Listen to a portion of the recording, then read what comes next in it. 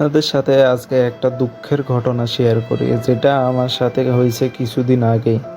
আর তারপর থেকে আমি সমাজে কাউকে আমার মুখ দেখাতে পারতেছি না। বাসা থেকে বের হতে পারতেছি না আমি। ছোট, ছোট বাচ্চারা দেখে পর্যন্ত আমারে কেলাচ্ছে।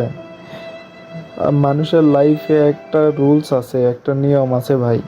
যে যদি বাস কোনো দিক দিয়ে আসে আপনার, তাহলে আপনি হাজার চেষ্টা করে হলেও আপনি সেটা আটকাতে পারবেন না। যে কোনোভাবে হোক সেটা আপনার কাছে আসবেই আসবে।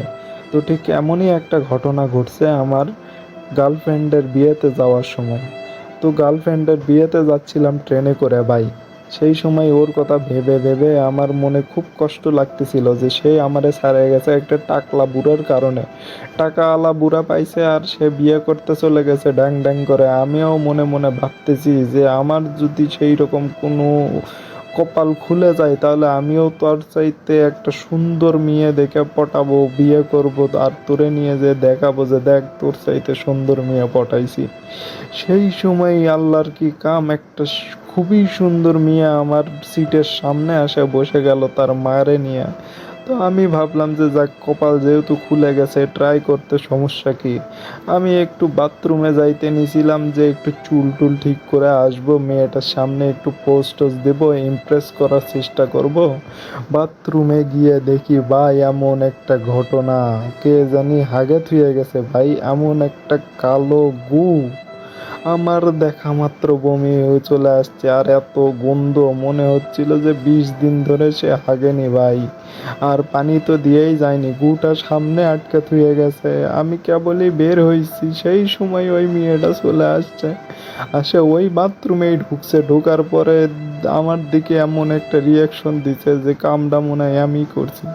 বিশ্বাস করেন ভাই, ওই কামটা আমি করিনি, আমি তো প্রস্রাবও করিনি, আমি শুধু গেছি যাইয়া ঢোকা মাত্র এই জিনিসটা আমি দেখছি। ওই মেয়েটা কি করছে, আসে ওর মায়েরে বলে দিছে যে এই ঘটনা। ওই মেয়ের মা আমার দিকে কিছুক্ষণ পর পর এমন নজরে তাকাচ্ছে যে মনে হচ্ছে যে ওই ঘটনাটা আমি ঘটাইছি। আমার দিকে তাকাচ্ছে আর নাকে মুখে কাপড় লাগাচ্ছে। এরপরেও ভাই শেষ হয়নি। আমি যেই বিয়েতে গেছি সেই বিয়েতেই ওই মেয়েটা গেছে আর ওর মাটা গেছে। যাই আন্টি কি করছে, প্রত্যেকটা সদস্যরে, প্রত্যেকটা মানুষকে বিয়েতে বলে বেড়াইছে যে আমি ট্রেনে নাকি হাগু করছি, করে পানি দেয়নি, কালা কালা গু সামনেই রাখছি। আর সেই গন্ধযুক্ত সবাই আমার দিকে এমন হারে তাকাচ্ছে যে মনে হয় আমি কোনো মেয়েরে নিয়ে যায় কট খাইছি। সবাই আমার দিকে তাকায় আছে, বরের চাইতে আমারে বেশি দেখতেছে।